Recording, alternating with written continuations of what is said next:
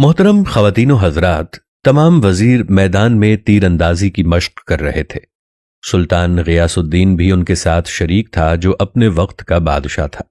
اچانک سلطان کا نشانہ خطا ہو گیا اور وہ تیر ایک بیوہ عورت کے بچے کو جا لگا، جس سے وہ بچہ وہیں مر گیا۔ سلطان کو اس کا پتہ نہ چل سکا کیونکہ یہ سب کچھ محض ایک حادثہ تھا۔ وہ عورت جس کا بچہ مر گیا تھا وہ قاضی سلطان کی عدالت میں پہنچ گئی۔ قاضی سراج الدین عورت کی طرف متوجہ ہوئے اور پوچھا کہ کیا بات ہے، تم رو کیوں رہی ہو؟ عورت نے روتے ہوئے سلطان کے خلاف شکایت لکھوائی کہ سلطان کے تیر سے میرا بچہ ہلاک ہو گیا ہے۔ قاضی سراج الدین نے عورت کی بات پوری توجہ سے سنی اور پھر اسی وقت سلطان کے نام خط لکھا کہ آپ کے خلاف شکایت آئی ہے، فوراً عدالت میں حاضر ہو جائیں اور اپنے خلاف آنے والی شکایت کا جواب دیں۔ پھر یہ حکم عدالت کے پیادے کو دے کر ہدایت کی کہ یہ حکم نامہ سلطان کے پاس لے جا۔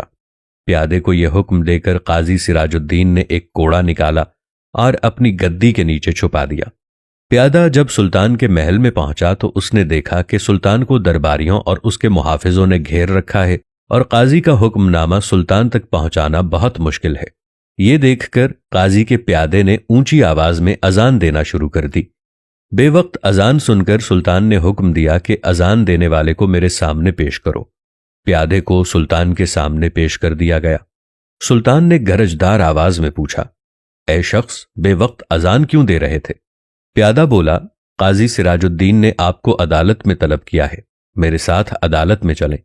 پیادے نے قاضی صاحب کا حکم نامہ سلطان کو دیتے ہوئے کہا۔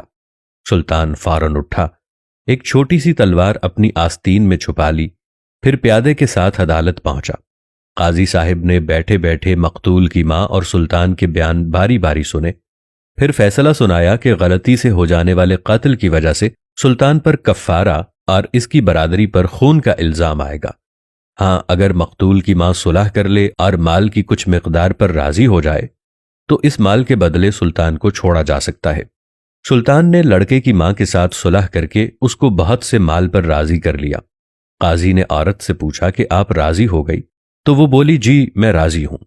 اب قاضی سلطان کی تعظیم کے لیے اپنی جگہ سے اٹھا اور اپنی جگہ پر سلطان کو بٹھا دیا، کیونکہ ابھی تک سلطان عدالت میں ایک مجرم تھا اور صلح ہو جانے کے بعد جب یہ کیس ختم ہو گیا تو سلطان اب ایک بادشاہ تھا، اور جب کہ اس کی حیثیت بادشاہ کی تھی تو اس لیے قاضی نے اسے اپنی جگہ پر بٹھا دیا۔ سلطان نے بغل سے تلوار نکال کر قاضی سراج الدین کو دکھاتے ہوئے کہا، اگر آپ میری بادشاہت کو مد نظر رکھتے ہوئے فیصلہ میرے حق میں سناتے اور میری ذرا سی بھی رعایت کرتے تو میں اس تلوار سے آپ کی گردن اڑا دیتا۔ قاضی صاحب نے بھی اپنی گدی کے نیچے سے کوڑا نکال کر سلطان کو دکھاتے ہوئے کہا، اور اگر آپ شریعت کا حکم ماننے سے ذرا بھی ہچکچاتے اور انکار کرتے تو میں اس کوڑے سے آپ کی خبر لیتا۔ بے شک یہ ہم دونوں کا امتحان تھا۔ محترم خواتین و حضرات، ایسے بھی حکمران تھے اور ایسے عادل منصفین بھی تھے۔